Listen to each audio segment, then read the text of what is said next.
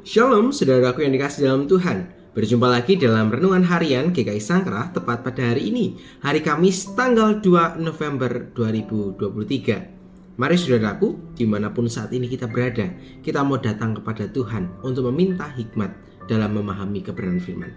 Mari bersama-sama kita berdoa. Tuhan, kami bersyukur untuk cinta kasih Tuhan. Kasih-Mu yang terus Engkau curahkan kepada kami membuat kami memiliki pengharapan untuk terus hidup bersama dengan Engkau. Maka saat ini kami datang dengan kerinduan kami untuk kami boleh memahami apa yang menjadi kehendak-Mu. Dan biarlah firman-Mu ini menjadi penerang bagi langkah-langkah hidup kami. Di dalam nama-Mu, Tuhan kami Yesus Kristus, Tuhan dan Juru Selamat kami yang hidup, kami berdoa. Amin. Saudaraku yang kasih Tuhan, ada sebuah semboyan yang menarik untuk kita perhatikan. Semboyan ini digagas oleh Ki Hajar Dewantoro, seorang bapak pendidikan yang sangat terkenal di Indonesia. Semboyan itu berkata demikian, Ing ngarso sung tulodo. Apa makna dari semboyan ini? Semboyan ini mengajak kita untuk melihat bahwa menjadi seorang pemimpin diharapkan untuk dapat menjadi teladan bagi orang yang dipimpinnya. Maka orang tersebut harus melakukan tindakan-tindakan yang baik. Ia dapat memberikan teladanan baik lewat perkataannya, sikapnya maupun pola pikirnya, sehingga orang-orang yang mengikutinya benar-benar merasakan dampak dari kepemimpinan yang dia ajarkan. Sehingga istilah jargoni itu menjadi satu hal yang kemudian tidak dilakukan. Ya, kita tahu ya, istilah jargoni bisa mengajar tapi tidak bisa melakukannya. Itu yang seringkali kita ungkapkan ketika kita mendengar orang-orang yang dapat memberikan pengajaran yang begitu luar biasa, tetapi ketika kita menilik kehidupan dari orang yang mengajarkan tersebut, kita tidak bisa melihat ajaran-ajaran itu dilakukan, diperjuangkan, dihidupi di dalam kehidupannya. Untuk itulah seringkali kita mengkritik orang-orang yang tidak bisa memberikan contoh teladan yang baik. Orang yang hanya mampu memberikan tuntutan-tuntutan, tetapi dia tidak bisa menuntut dirinya untuk melakukan apa yang ia ajarkan. Kritikan itu juga sedang dilakukan oleh seorang bernama Paulus kepada jemaat di Roma, terkhususnya kepada orang-orang Kristen Yahudi yang berada di Roma.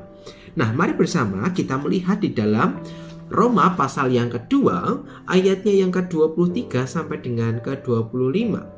Roma pasal yang kedua, ayat yang ke-23 sampai dengan 25. Engkau bermegah atas hukum Taurat. Mengapa engkau sendiri menghina Allah dengan melanggar hukum Taurat itu? Seperti ada tertulis, sebab oleh karena kamulah nama Allah dihujat di antara bangsa-bangsa lain.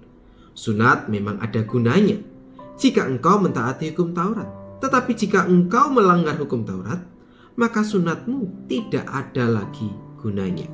Nah, saudaraku yang dikasih Tuhan, di dalam bagian ini sebenarnya menjadi kritikan Paulus. Mengapa? Sebab orang-orang Kristen, terkhususnya adalah orang-orang Kristen Yahudi, mereka masih terkungkung dalam pikirannya. Mereka menghayati bahwa ketika mereka sudah melakukan hukum Taurat, salah satunya adalah tindakan sunat, mereka kemudian merasa yakin bahwa keselamatan itu sudah ada dalam genggamannya. Hal ini berefek kepada cara kehidupan mereka. Mereka menjadi hidup sesuka hatinya. Dan ketika dikatakan di dalam bagian ini, seringkali mereka bermegah atas hukum Taurat tersebut. Tetapi seringkali juga atas tindakan-tindakan itu membuat Allah dihujat di antara bangsa-bangsa lain. Mengapa? Karena di dalam kehidupan orang-orang Yahudi tersebut, mereka tidak dapat memancarkan terang kasih Kristus. Mereka justru hidup menurut kehendaknya sendiri. Mereka berpusat kepada dirinya sendiri. Sehingga bisa dikatakan mereka menjadi orang-orang yang jargoni, bisa mengajarkan tentang hukum Taurat, menuntut orang untuk melakukan hukum Taurat. Tetapi pada kenyataannya mereka tidak dapat melakukan hukum Taurat itu dengan kesungguhan hati. Maka itulah kemudian Paulus mengatakan bahwa yang terpenting itu bukan tanda pada tubuh lahiriah, yaitu sunat tadi, tetapi yang terpenting itu adalah sunat hati. Sunat hati bukan hanya bisa dilakukan oleh kaum pria, tetapi kaum perempuan pun juga dapat melakukannya. Maka seruan sunat hati itu justru lebih penting, yakni menyingkirkan atau memotong hal-hal yang tidak sesuai dengan kehendak Tuhan. Apa saja itu? Itu bisa termasuk dengan keegoisan, bagaimana kita masih mementingkan sendiri, Ya, bagaimana kemudian kita tidak berpusat pada Tuhan, itulah yang kemudian harus disunat, harus dipangkas, harus disingkirkan, supaya di dalam kehidupan kita benar-benar terpancar terang kasih Kristus, sehingga apa yang muncul di dalam kehidupan kita sebagai orang-orang Kristen itu benar-benar memancarkan bagaimana wajah kasih Kristus. Maka bagian ini mengajak kepada kita, ketika kita mengaku sebagai orang-orang Kristen, maka kita diajak untuk menampilkan kehidupan yang seturut dengan apa yang Tuhan kehendaki. Jangan kemudian kita menampilkan apa yang sama dengan yang dunia ini ajarkan. Yaitu apa?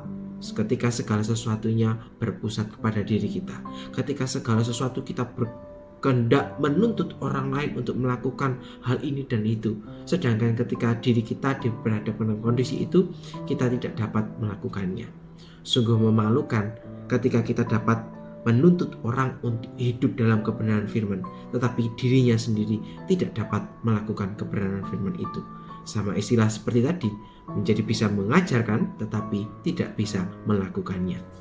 Firman hari ini kiranya mengajak kita untuk menilik kembali kehidupan kita. Biarlah firman ini mengajak kita untuk mengubah hati kita ketika kita masih hidup dengan cara kita sendiri. Tuhan memanggil kita untuk kembali supaya di dalam kehidupan kita dapat menjadi berkat, menjadi teladan bagi orang-orang yang belum mengenal Kristus, sehingga mereka boleh mengalami berkat lewat kehadiran kita. Biarlah firman hari ini senantiasa menguatkan pergumulan-pergumulan hidup kita hari lepas hari. Mari bersama kita menutup renungan ini di dalam doa kita. Mari kita berdoa. Tuhan, ampuni kami ketika seringkali kami tidak dapat menjadi teladan bagi sesama kami. Kami sadar, kami masih tergoda dengan keegoisan hati kami. Kami masih berpusat kepada diri kami sendiri. Tapi kami ditegur lewat firman ini. Biarlah Tuhan menuntun kami supaya firman ini dapat kami lakukan di dalam kehidupan kami. Bukan hanya lewat perkataan, tetapi perbuatan kami kiranya dapat memancarkan terang kasih-Mu. Terima kasih Tuhan untuk teguran-Mu yang indah ini. Di dalam nama-Mu, Tuhan kami Yesus Kristus, Tuhan dan Juru Selamat kami yang hidup, kami berdoa dan ucap syukur. Haleluya. Amin. Saudaraku yang dikasihi Tuhan, demikianlah perenungan kita hari ini. Selamat melanjutkan aktivitas, selamat berjalan bersama dengan Tuhan. Tuhan menyertai saudara sekalian. Sampai jumpa.